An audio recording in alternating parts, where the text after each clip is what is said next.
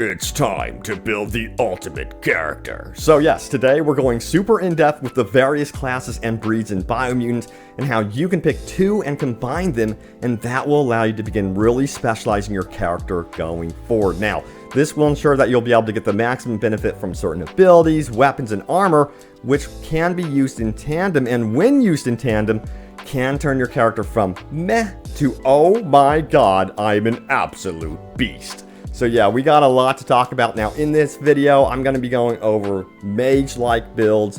If you want to go long distance with your guns, you could do that as well. And then also I'm going to be talking about Devil May Cry type melee-centric build. So you can use the video guide actually in the description below to skip ahead to the build you're most curious about. But let's do this. Hey everyone, what's happening? Open World Games here, hope you're doing good. And we're talking about more Biomutant, preparing you for the adventure ahead. What will be your favorite class? What do you think is going to be your breed and class selection? Please let me know in the comments, by the way. And there's going to be tons of weapons we'll be able to mess around with and all sorts of stuff. But first of all, we need to really understand what the stats are trying to tell us, and what they are not telling us. Some abilities that your character has will be scaling off certain stats, so we have to address this first and foremost. The game is broken down into several different stats and statistics, so let's talk about character customization and creating your character.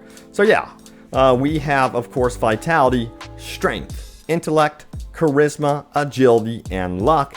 Now we know that vitality gives you health and better armor as you upgrade it. Strength is pretty much self-explanatory as it gives you better melee damage, but it's intellect that it gets a bit complicated here. So I'll be explaining that in just a moment because a lot of stuff in this game actually scales off intellect.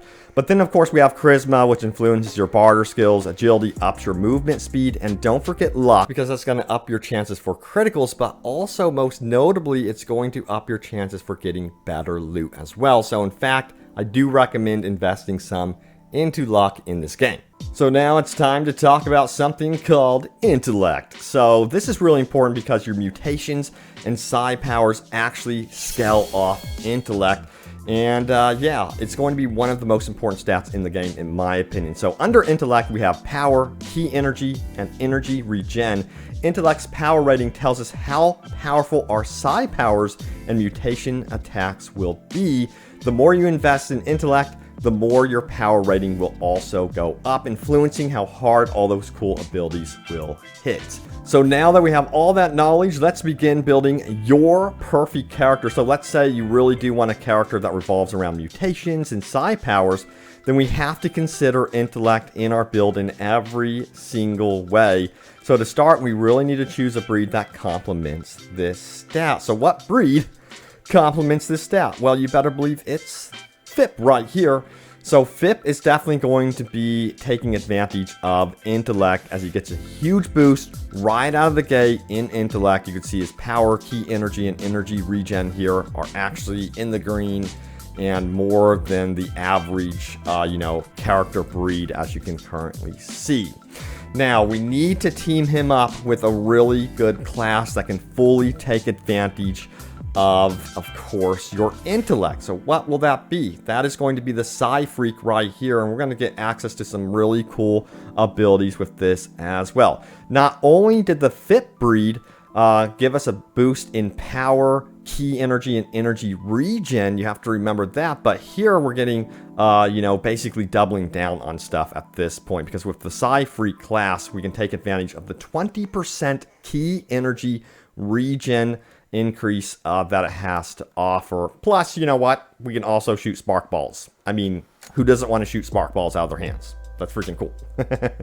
Plus, the Psi-Freak also comes with an Intellect-Centric perk tree. So this is really important to remember that their actual perk tree is super centric around intellect. Let's take a look at it. We have Mega Mind. It says your key energy regen is increased by 20%. Nocturnal says you have plus 10 intellect attribute at nighttime. You'll be able to actually obtain all of these as you advance through the game and unlock them. And it says Mind Meld says power damage ability attacks have a 10% chance to inflict a critical hit. And Psi Spike says this, power damage attacks inflict 10% more damage to the target. And then Brain Drain says attack attacks that inflict, power damage regenerate your health by 20%. So you could see how this is really centered around intellect as a Psi-Freak, and of course combining that with FIP, and you're pretty much kind of getting like a mage type character that you are building, and you're really taking advantage of all of the psi powers and mutations in the game. So now we're really specializing, but we don't have to stop there. We need to be finding weapons and armor with perks attached to them, remember that, that can boost our intellect skills in some sort of meaningful way. So for example, as you explore the world, if you find a weapon that has the wired perk, this weapon regenerates 20% of your maximum key energy. This of course would further boost an intellect build. So you're seeing how you're stacking in intellect in a way here. That is super important to remember when you are building a character. Basically in any RPG, in my opinion, is specializing as much as possible as you go on your adventure. Now, let's talk about ranged builds and that sort of thing, because a lot of you guys are going to want to be taking advantage of guns. In fact, you'll be able to dual wield in this game. Now, any class, by the way, any breed or any class has the ability to dual wield ranged weapons. So just remember that. That is super important, but we do have some advantages with certain breeds and classes and combinations between the two that can fully take advantage of a ranged build. So let's talk about it, shall we? Let's do this. What type of class should we be going with, and what type of breed should we be taking a look at when it comes to, you know, a long-ranged class? So with the breed, you can go ahead and choose Rex. He is really good for long distance, of course. He's pretty balanced. He's going to have extra vitality and intellect as well. But you could team him up with Deadeye, which allows you to gain access to the perk called Perfect Reload, as you can see right here. That's going to be really, really important to gain access to that one, because of course your ranged weapons are reloaded instantly, and your next magazine is granted 20% damage, which is not too shabby at all whatsoever. That is really cool. Now, probably a lot of you guys are probably wondering, Robbie, what about the Commando? He looks freaking awesome as a class to choose for, you know, ranged weapons. So yeah, you would be right. Absolutely, the Commando is really cool because you're getting that 10% bonus damage to ranged weapon damage, which is pretty significant. You know, that is nothing to be shy away from at all. Now, we're only talking about these classes' initial perk sets right now, but we need to dive deeper into their tree to really understand our ranged class setup. So you have some options here, so consider this. First of all, we're going to dive into the Deadeye perk tree list, shall we? Let's do it. So we have Crack Shot, which says non-automatic rifles inflicts 20% more attack damage. So that's kind of sounds like it's going to be more like rifles and things like that that are more long distance. If that's something you want to do, check out the Deadeye. It says Quick Load. The reload time for ranged weapons is reduced by another 25%. Sniper says non-automatic rifles have a 10% critical chance bonus. So now we're kind of stacking things with the rifles right now. Gunslinger says dual wielded guns have 20% increased rate of fire. So if you really want to go after dual wielding, man, oh man, the Deadeye is going to be the way to go. Sharpshooter says two-handed guns inflicts double damage. Hell yes. So you can see here how the Deadeye is absolutely beastly for sure. But what about the Commando? Let's take a look at the Commando as Jumbo Puff jumps at us. Dear God. Now it says Fury. It says ranged weapon attacks inflict 10% more damage to the target. Has Stimulus, where your armor and damage from melee attacks is increased by 20% when your health drops below 20%. So he has this kind of emergency system in place there for survival reasons. But he also has Adrenaline. It says your attack speed with melee weapons is increased by 10% when your health drops below 20%.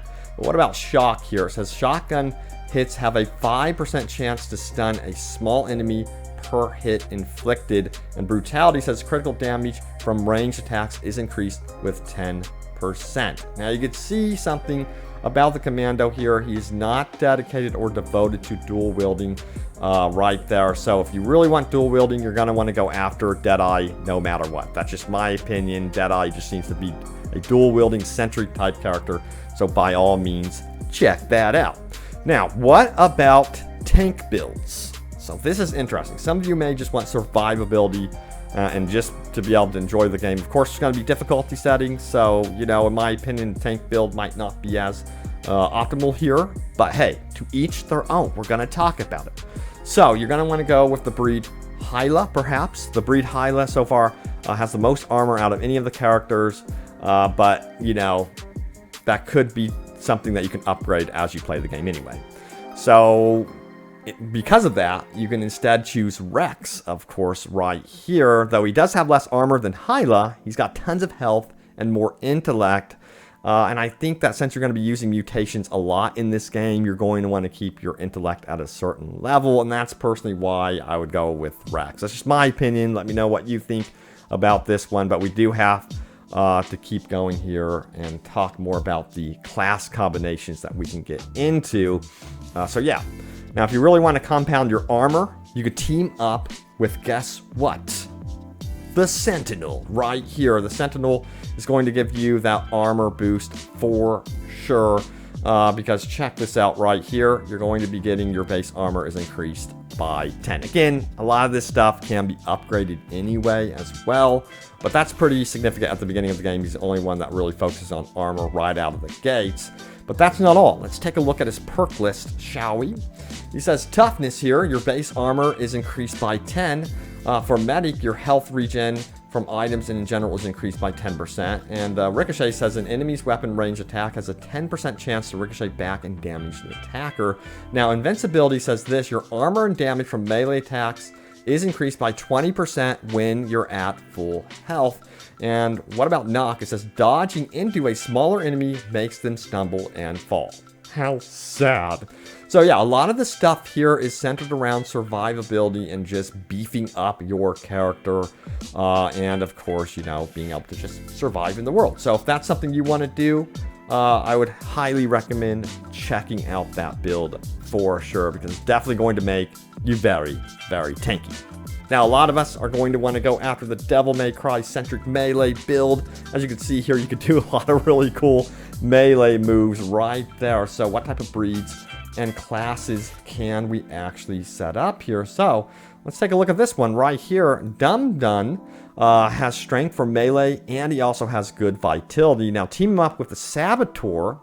Take a look at the Saboteur right here, and you have quite the effective melee-centric character. You can also take advantage of his 2 initial perks, which of course allow you to dual wield here melee weapons. Equip 2 different one-handed melee weapons to dual wield them, and then you have hypergenetic. Your dodge energy cost is reduced by 20%. So if you really want to roll around the battlefield Dark Souls style, you can absolutely do that with the Saboteur for sure. But he also has a very interesting skill perk tree. So take a look at this right here.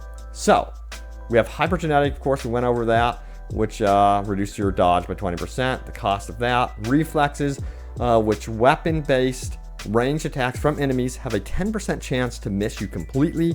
Agile says your dodge distance is increased by 20%, so you can really move around the battlefield and perhaps flank enemies as well.